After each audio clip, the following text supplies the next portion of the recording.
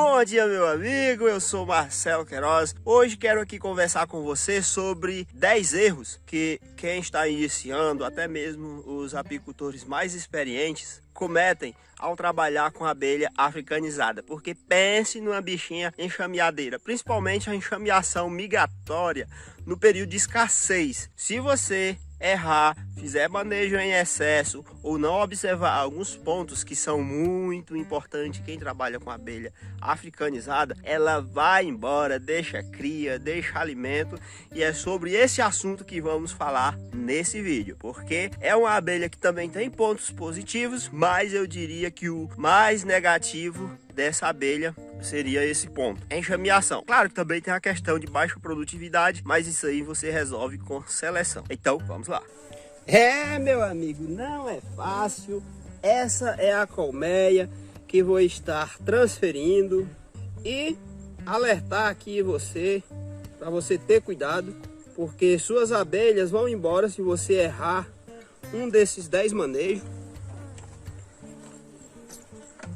Muitos deles são assuntos que falamos aqui com frequência, só que cada vez que abordamos esse conteúdo, acabamos falando alguma coisa que não foi dito em outro momento. E obviamente nesse conteúdo de hoje não vai ser diferente, sempre tem alguma novidade. E assim, né? O porquê de eu estar fazendo aqui essa transferência. Eu sempre gosto de manter as caixas reformadas, sem nenhuma abertura, principalmente no fundo. Porque futuramente, se eu precisar tirar esse enxame aqui do canto, eu não tenho problema. Além do mais, melhora para elas a questão do ataque de inimigos naturais, como formiga, traças. E isso só é possível, né, um controle bem feito, pleno, se a caixa for boa. Até porque eu não gosto de trabalhar com fundo apregado, porque eu gosto de ter essa dinâmica. O enxame que vai ser transferido para cá, vocês não estão vendo porque ele está atrás aqui da caixa, está um pouco mais baixo. Mas é um enxame que está forte, completo.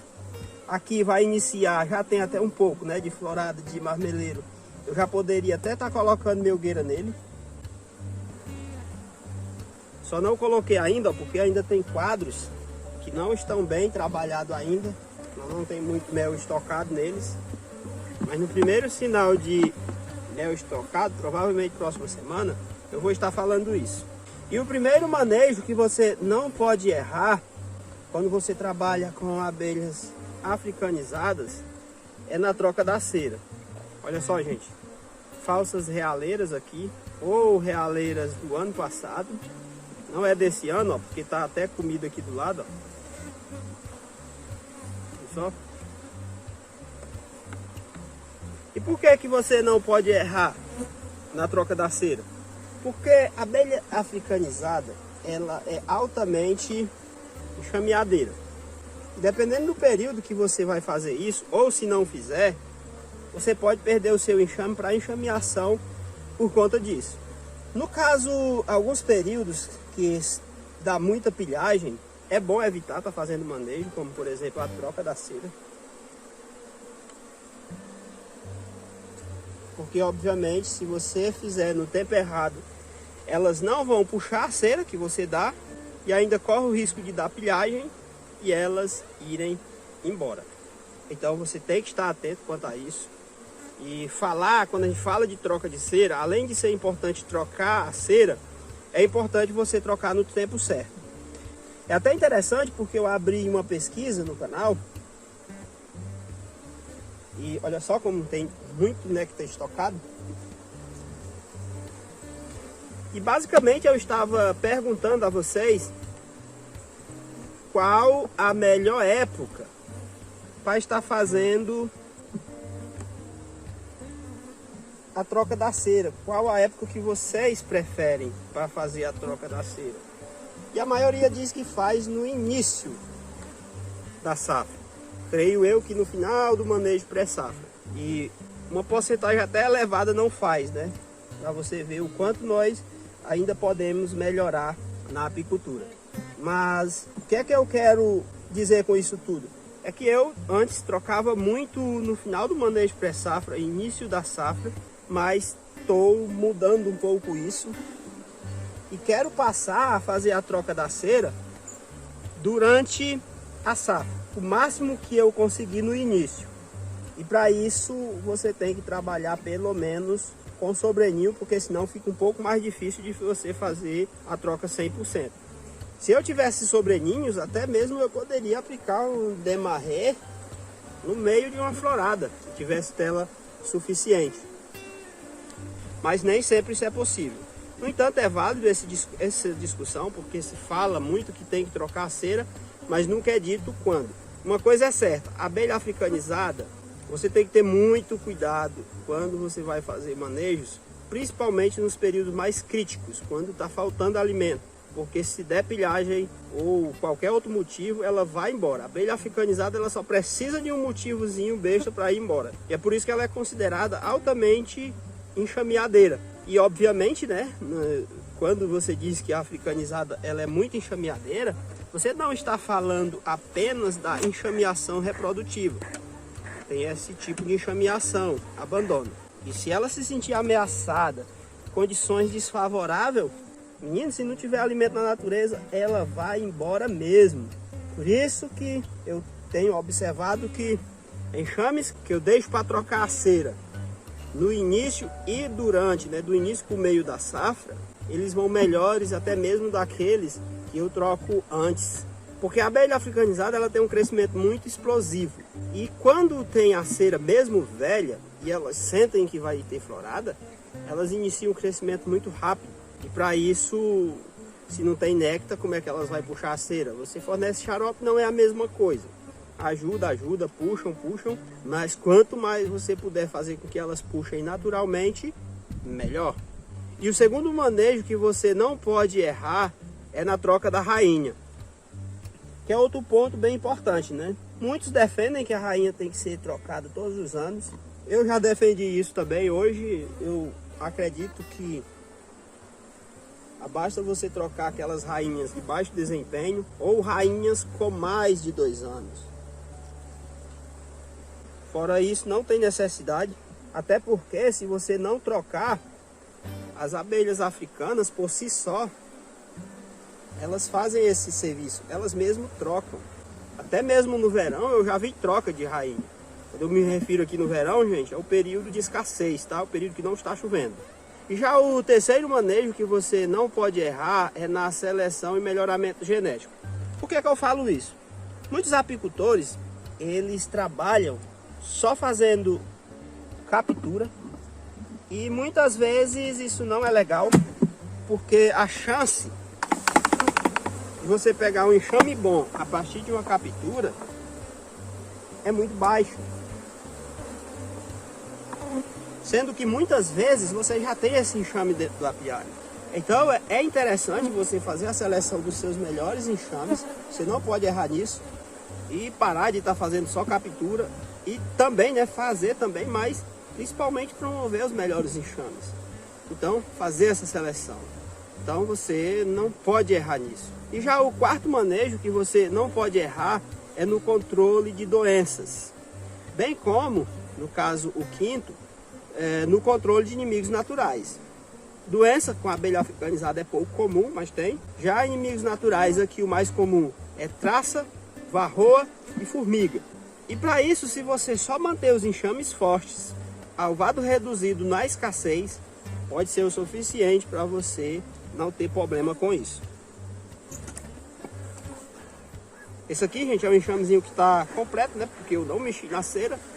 Não tem muitos quadros com crias, aproximadamente 5 quadros, mas todos os quadros aqui, elas já iniciaram a estocar alimento. Logo, aqui eu já posso colocar uma melgueira ou um sobreninho. No caso, esse enxame aqui, eu vou trabalhar ele com sobreninho. Já o sexto manejo que você não pode errar é na adequação de espaço. Por que eu falo isso? Essa questão de espaço, ela é dinâmica, tá? E por que eu falo que ela é dinâmica? Vou derrubar logo isso aqui, né? Para não derrubar dentro da caixa. Porque na escassez, obviamente o seu objetivo é reduzir o máximo que for possível à medida que elas não estão utilizando, principalmente melgueiras. No máximo ali, para elas atravessarem bem o verão, deixar uma melgueira. E aí, né, depois disso, quando chega no período de floradas, no inverno, período chuvoso, já é o contrário. Você tem que estar atento para estar fornecendo mais espaço, que é esse o caso aqui, ó. Eu já tenho que estar atento, porque está iniciando florada de marmeleiro e relame aqui. Logo, eu tenho que dar mais espaço. Aqui eu vou adicionar um sobreninho, no caso, com cera alveolada. Provavelmente eu vou subir a metade dessa cera, só que durante os manejos eu vou dar prioridade por deixar a cera mais nova embaixo e essa cera velha subir toda para elas estocarem néctar, mel. E na medida que eu colher, eu vou descartando a cera velha e dando cera nova, cera já puxada.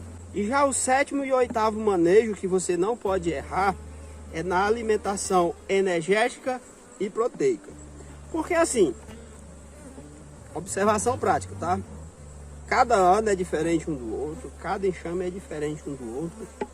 E em anos bons, se você deixar uma melgueira, é o suficiente para você atravessar com esse enxame forte período de escassez. No entanto, sempre vai ter aquele enxame que você vai ter que fazer alguma intervenção para você não perder ele, a não ser que esse seja o seu objetivo.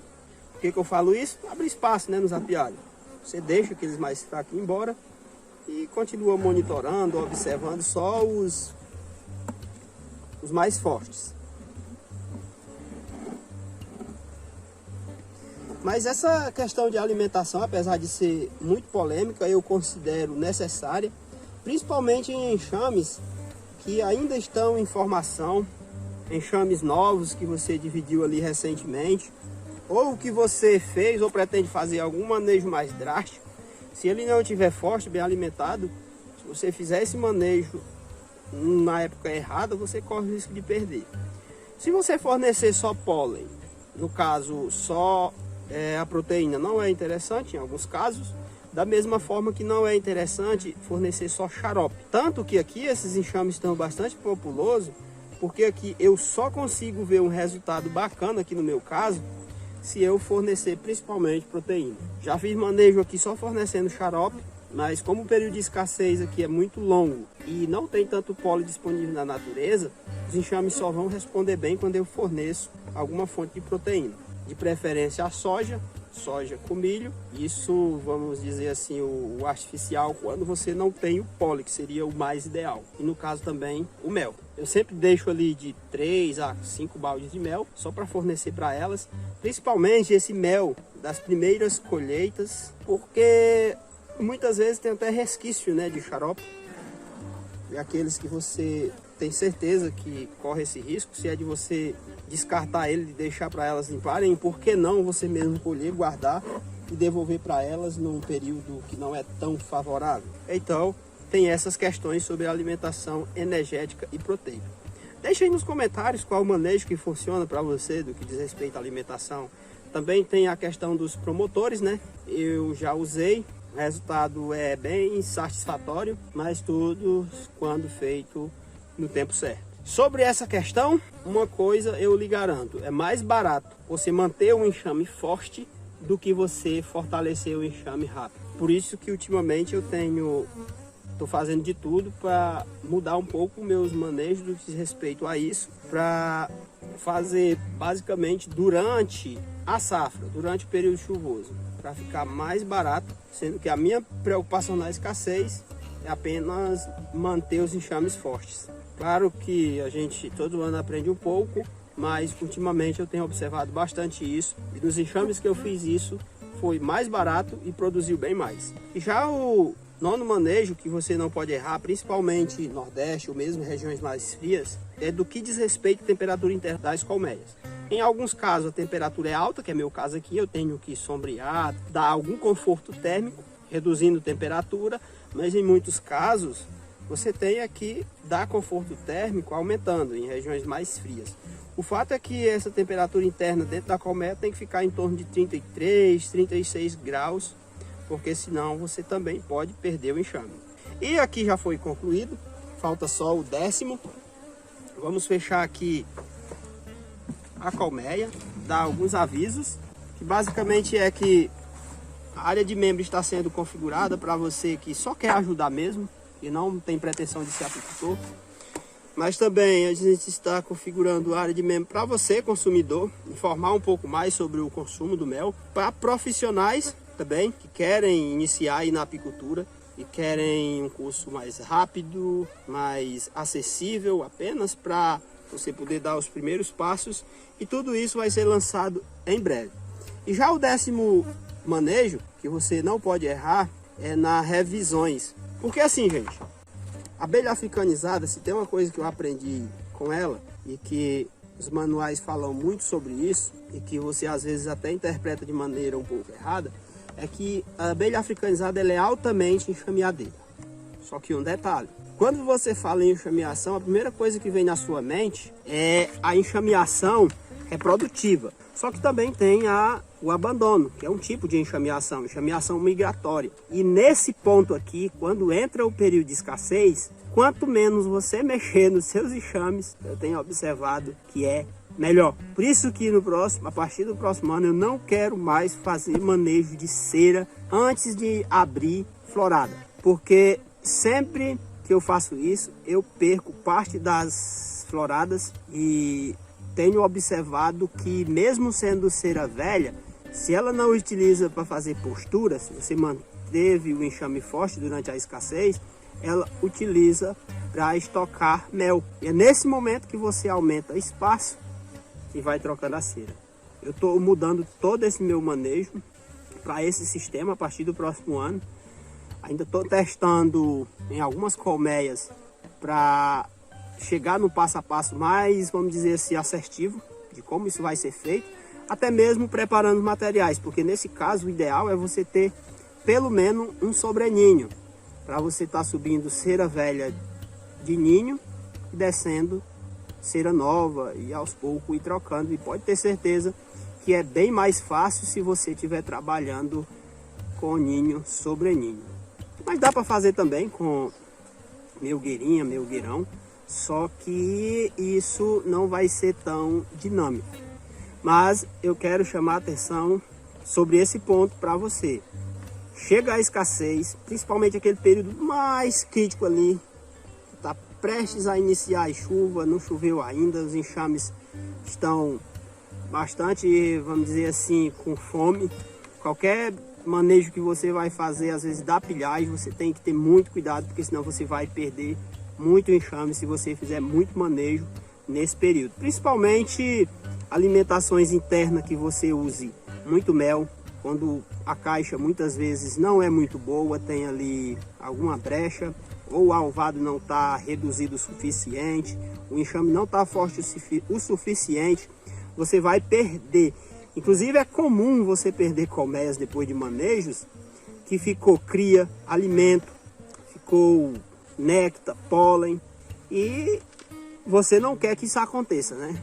Obviamente, principalmente se você quiser pegar as primeiras floradas. Então, era isso aí. Eu espero que você tenha gostado. Curte o vídeo. Dúvidas e sugestões nos comentários. Um grande abraço e até o próximo.